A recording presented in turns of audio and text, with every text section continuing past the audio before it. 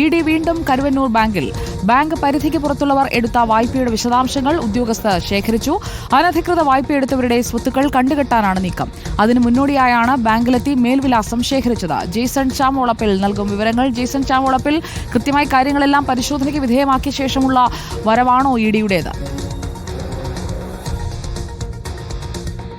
കരുവന്നൂർ ബാങ്കുമായി ബന്ധപ്പെട്ട പരിശോധനകളും നേരത്തെ തന്നെ നടന്നിരുന്നു. ഇപ്പോൾ ഏറ്റവും പുതിയ വിഷയം എന്ന് പറയുന്നത് 50 ലക്ഷത്തിന് മുകളിൽ കരുവന്നൂർ ബാങ്കിൽ നിന്നും കരുവന്നൂർ ബാങ്കിന്റെ പരിധിക്ക് പുറത്ത് നിരവധി പേർക്ക്, ഏകദേശം 20ഓളം പേർക്ക് ഇത് വായ്പ കൊടുത്തിരുന്നു. ആ വായ്പ മുഴുവൻ തിരിച്ചടയ്ക്കണമെന്ന് നേരത്തെ തന്നെ എൻഫോഴ്സ്മെന്റ് ഡയറക്ടറേറ്റ് അവർക്ക് നിർദ്ദേശം നൽകിയിരുന്നു. പക്ഷേ അത്തരത്തിൽ തിരിച്ചടയ്ക്കാൻ തയ്യാറാവാതിരുന്ന സ്ഥാപനങ്ങളുടെയും അതുപോലെ വ്യക്തികളുടെയും മേൽവിലാസങ്ങൾ ശേഖരിച്ച് അവരുടെ മുഴുവൻ രേഖകളും പരിശോധിച്ച ശേഷം അത് ഫ്രീസ് ചെയ്യിക്കുന്ന നടപടിയിലേക്കാണ് ഇപ്പോൾ എൻഫോഴ്സ്മെന്റ് ഡയറക്ടറേറ്റ് കടന്നിരിക്കുന്നത്. അതിന്റെ ഭാഗമായാണ് ഇന്ന് രാവിലെ മുതൽ കരുവന്നൂർ ബാങ്കിലെ എൻഫോഴ്സ്മെന്റ് ഡയറക്ടറേറ്റിലെ ഉദ്യോഗസ്ഥരെത്തി വിശദമായ പരിശോധന നടത്തുന്നു.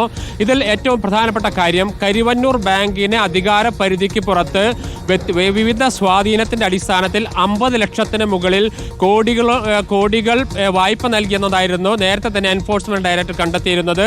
ആ പണം തിരിച്ചടയ്ക്കാൻ വേണ്ട നിർദ്ദേശം നേരത്തെ തന്നെ നൽകിയിരുന്നു. അത് അല്ലാത്ത പക്ഷം ഈ കള്ളപ്പണ ഇടപാടിൽ അവർക്ക് കൂടി പങ്കുണ്ടാകുമെന്ന രീതിയിലുള്ള നിർദ്ദേശങ്ങൾ നേരത്തെ തന്നെ എൻഫോഴ്സ്മെന്റ് ഡയറക്ടറേറ്റ് ഇവർക്ക് നൽകിയിരുന്നു. അതായത് 50 ലക്ഷത്തിന് മുകളിൽ അതിന്റെ അധികാര പരിധിക്ക് പുറത്ത് വായ്പ എടുത്തവർക്ക്. പക്ഷേ അവർ പണം തിരിച്ചടയ്ക്കാൻ തയ്യാറായിട്ടില്ല.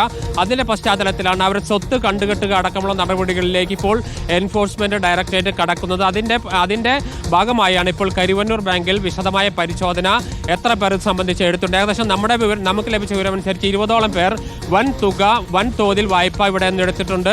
അവരുടെ എല്ലാം പണം തിരിച്ചടയ്ക്കാത്ത മുഴുവൻ ആളുകളുടെയും സ്വത്ത് കണ്ടുകെട്ടുന്ന നടപടിയിലേക്ക് എൻഫോഴ്സ്മെന്റ് ഡയറക്ടറേറ്റ് കടക്കുകയാണ്. സുജയ.